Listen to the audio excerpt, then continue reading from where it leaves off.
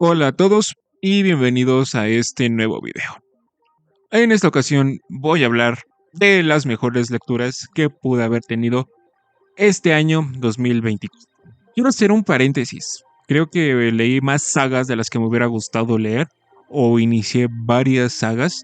Entonces, en su mayoría son libros de sagas, pero no son sagas estúpidas o cosas similares. Son sagas bastante buenas que aportan algo dentro a los géneros a los que pertenecen respectivamente.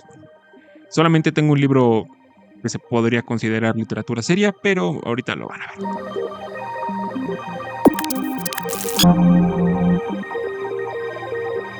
Tenemos a Herejes de Dune, el libro que más me costó leer de la saga y en lo que fue mi 2024. En un principio no entendía absolutamente nada de qué quería contar Frank Herbert con su historia. No tenía ni la menor idea a qué quería llegar, pero me obligué a leer y a leer y a leer. Y cuando lo terminé me quedé muy desconcertado. No sabía realmente qué es lo que acababa de leer, no sabía siquiera que lo había entendido, pero aún así le hice reseña, aún así lo tengo considerablemente marcado. Y ya ahorita en retrospectiva digo, wow, wow, wow, wow, como un perrito que ladra. El hecho de que partamos ya en un futuro después de lo que se supone fue el clímax más alto de la humanidad, el desarrollo y de esas cosas con Leto Atreides, que igual significa algo bastante interesante para la historia, dije, no tengo ni la menor idea de qué puede pasar después. No tengo ni la menor idea de cómo se puede desarrollar dos libros después de ese gran capítulo en Dios Emperador de Dune. Y resulta una sorpresa bastante grata para los lectores, tanto para ampliar el universo de Dune de Frank Herbert. Yo me quedé sorprendido. El hecho de que la dispersión haya sido el punto focal de la historia y lo que en cierta forma detonara la creación de las honoradas matres y su enfrentamiento con las Bene Gesserit a través del control, de la sumisión, de la religión y de muchas otras cosas, me quedé pasmado. Me dio pintas más o menos como el primero, pero mucho más desarrolladas, con estos cuestionamientos éticos, filosóficos, que van más allá de la trascendencia, que van a qué realmente es la humanidad, cómo va a avanzar y cómo avanzó dentro de esta historia. Los personajes, a pesar de que no me quedó muy claro al principio cuáles eran sus propósitos o qué querían hacer dentro de la historia o cuál era su rol, cuando la acabé dije, ok, ahora ya todo como que me cuadraba un poquito más.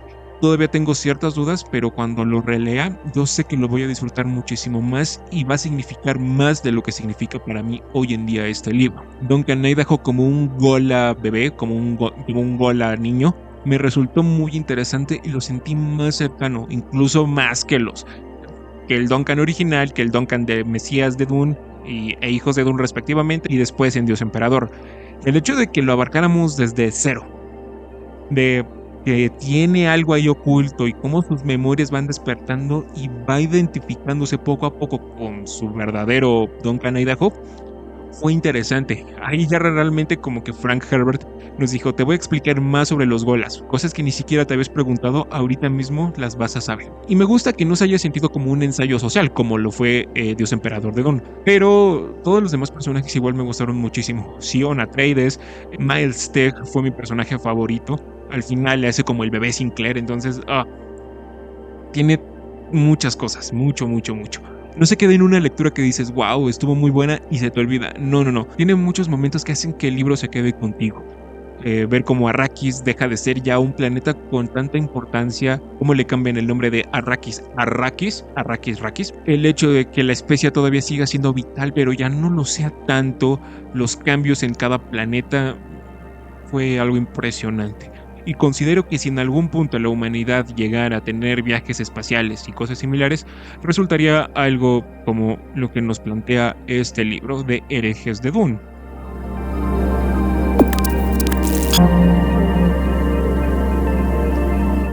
Realmente estos libros no están ordenados en un orden en especial.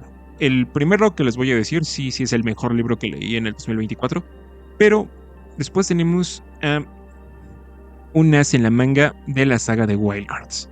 A pesar de que aquí arriba diga George R.R. Martin, Martin no tiene ninguna colaboración dentro de la historia más allá de ser el editor y el hombre que coordinó a todos los escritores. Las elecciones para encontrar un presidente en los Estados Unidos de América se están haciendo un desmadre práctico. Por un lado tenemos al reverendo Leo Barnett, que es un desquiciado malnacido que odia a los Jokers y a los Aces. Y del otro lado tenemos al senador Greg Hartman, que pues, es un despiadado locochón que ahora está cuidado por el as loco Mackie Miser. Entonces el Dr. Tachyon, Golden Boy, Deceso y muchos otros personajes van a tener un rol importante para decidir el futuro de los Aces y de los Jokers, los hijos del Dr. Lo que me gusta es que este libro sí se siente orgánico. A pesar de que cada escritor tiene algo que hacer y cada escritor lo hace bien y tiene su propio estilo respetándolo, se siente muy orgánico. Las partes de Mackie Miser, del senador Greg Hartman, del Dr. Kion de Golden Boy, o sea, todo está muy bien cuadrado. Es un libro muy intenso a pesar de que hay personas con superhéroes, a pesar de que sí tiene estos elementos fantásticos y ficticios. No es el fuerte de la historia, sino la construcción de los mismos personajes y la intensidad de la historia y el nivel de violencia y de nivel gráfico que manejamos. Realmente todavía me acuerdo de esa última escena con el Dr. Tachyon, con Mackie Miser, con Deceso. Para mí fue una experiencia que nunca más voy a volver a experimentar, nunca más dentro de la saga de Wild Hearts o de los libros en general. Si yo tuviera que destacar a dos personajes dentro de este libro, serían a Golden Boy y al Dr. Tachyon. Sin duda alguna, ellos fueron los que se llevaron el premio. Los dos como una bola de torturados que de una forma u otra le pusieron el pie a los Aces y a los Jokers, y ver que de repente van a defender a alguien que los odia o que los repudia o que los ama, fue un punto y aparte dentro de la saga y dentro de mí como lector. Nunca había leído escenas tan intensas, tan fuertes y tan grotescas dentro de un libro como lo fue este. Pero más allá de eso, tiene una muy buena crítica sociopolítica, acompañada de elementos fantásticos y ficticios como lo son los Aces y los Jokers dentro de Jokertown y del universo de Wild Hearts.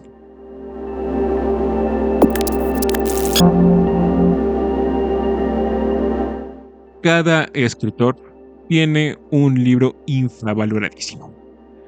El Rag del Armagedón es el libro más infravalorado de George R.R. Martin. Y es bastante bueno, incluso lo pondría por encima de una canción para Liana o de sus compilaciones de historias.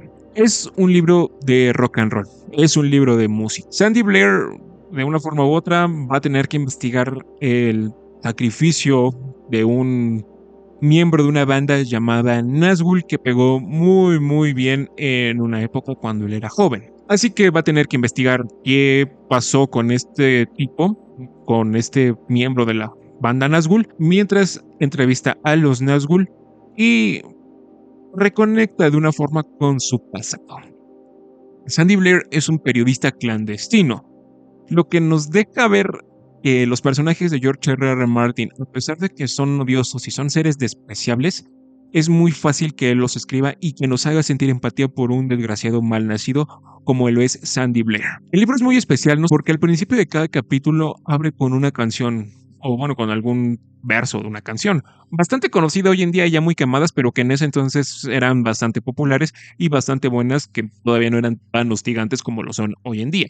Lo que me gusta es que a pesar de que sí tiene elementos fantásticos, a pesar de que sigue es bastante crudo y bastante grotesco, es porque es la historia de una vida. Cómo las cosas cambian, van evolucionando poco a poco y cómo muchas personas se quedan en una época y se quedan estancadas y el mundo se las come.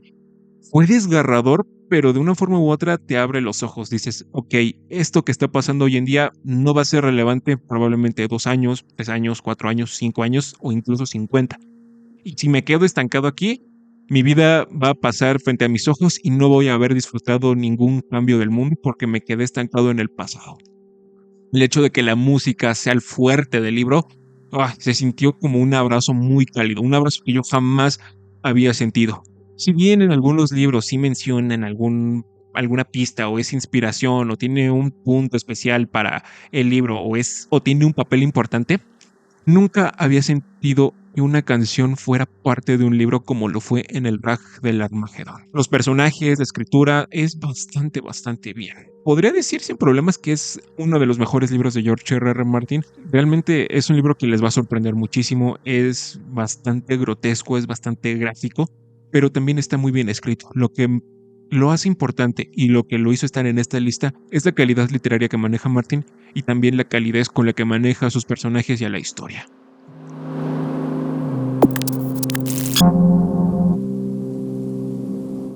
Estaba decidiendo si poner al cuarto libro o al quinto libro de esta saga, pero finalmente me decidí ir por el quinto. Y finalmente decidí ir por el cuarto. ¿Qué?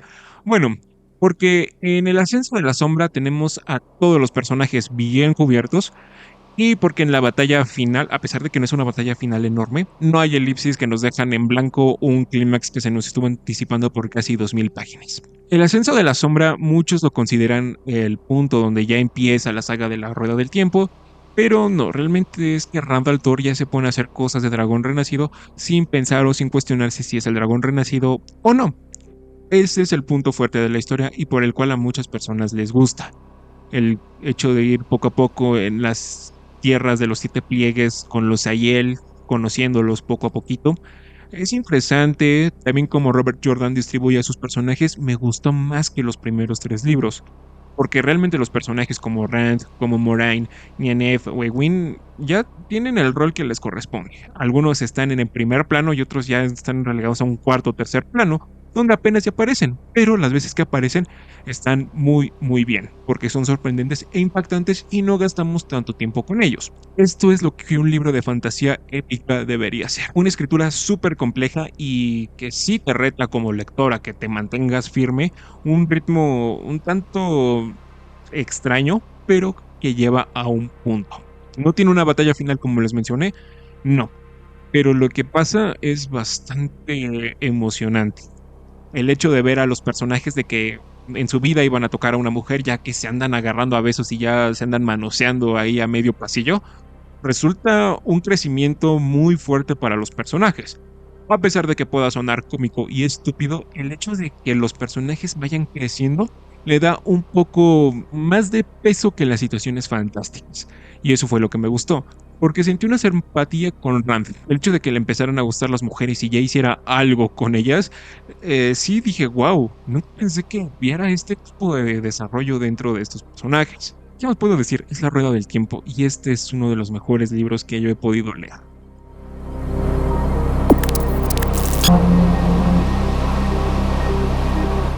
En segundo lugar, este sí realmente es el segundo lugar, tengo a La Intemporalidad Perdida de Anais Nin, el único libro que se podría considerar literatura dentro de esta lista. Un libro pequeñito, no pasa de 170 páginas, un conglomerado de historias. Ella nos muestra a través de su perspectiva y de sus historias cómo era la vida de su época. Ella, otras personas, en fin. Hay una parte muy interesante sobre cómo la literatura puede cambiar la vida de una persona desde pequeña.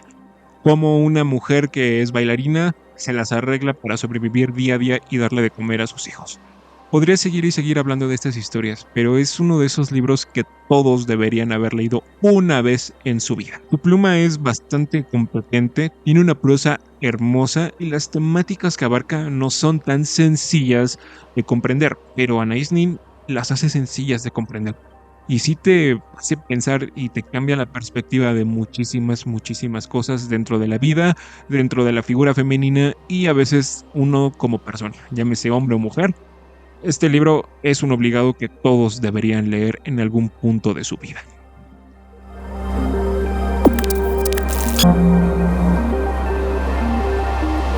En primer puesto, tengo el libro que preferí comprar en lugar de la Biblia de mi carrera.